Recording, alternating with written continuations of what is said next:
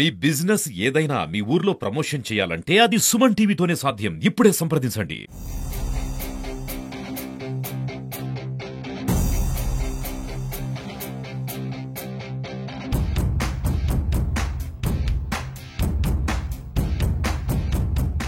Sir మరి medical college పరిస్థితి ఎంతవరకు వచ్చింది సార్? మెడికల్ కాలేజ్ అనేది ఈ ప్రాంతానికి చాలా అవసరం. ఈ ప్రాంతానికి ఒక పెద్ద హాస్పిటల్ కావాలన్న ప్రజల ఆకాంక్షకు అనుగుణంగా మెడికల్ కాలేజ్ కూడా వస్తూ ఉంది. కాకపోతే గత ప్రభుత్వం చెప్తూనే నేను మోసం అనేది ఏ రకంగా ఉంటుందో ఆ రకంగా చేసి చూపించింది. 430 కోట్లతో టెండర్ అన్నారు, హాస్పిటల్ శాంక్షన్ అన్నారు, మెడికల్ కాలేజ్ శాంక్షన్ అన్నారు, 110 కోట్ల రూపాయల పని చేసినామన్నారు. మరి డబ్బులు ఇవ్వకపోతే మరి కాంట్రాక్టర్ ఎందుకు పనిచేస్తాడు? నా వల్ల కాదని కాంట్రాక్టర్ అనుకున్నాడు. 110 కోట్ల రూపాయల వర్క్ చేసేంతవరకు నువ్వు బిల్లు ఇవ్వకపోతే నా వల్ల కాదని. మళ్ళా ఈ ప్రభుత్వం మారింది. ఈ ప్రభుత్వం మారిన తర్వాత మేము కూడా కొన్ని సమీక్షలు చేసుకున్నాం. ఈ మెడికల్ కాలేజీని స్పీడ్గా చేయించాలంటే కొంత నిధులు అవసరం కాబట్టి కాంట్రాక్టర్ని మీరే చేయండి, మీకు త్వరలో నిధులు అరేంజ్ చేస్తామని కూడా చెప్పాం. అయినా కూడా కాంట్రాక్టర్ ప్రస్తుతం నా దగ్గర ఆర్థిక పరిస్థితులు ఇబ్బందిగా ఉన్నాయి, నేను చేయలేని చెప్పి ఆయన ఆపాడు. మేము త్వరలో దాన్ని మళ్ళీ రీటెండర్కి వెళ్తున్నాం. తొందరలో రీటెండర్కి వెళ్ళి ఆ మెడికల్ కాలేజీకి సంబంధించినటువంటి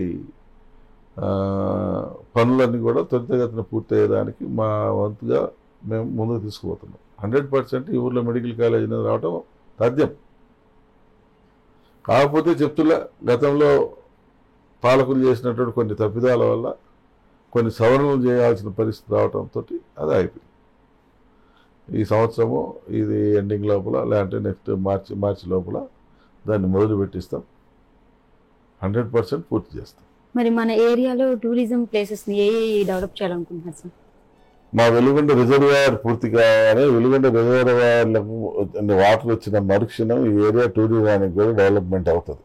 ఎందుకంటే మా ప్రాజెక్ట్ అనేది, ఆ రిజర్వాయర్ అనేది ఆల్మోస్ట్ ఆల్ నాగార్జున సాగర్ తలపించే విధంగా ఒక పెద్ద రిజర్వాయర్గా కనపడేటువంటి పరిస్థితి.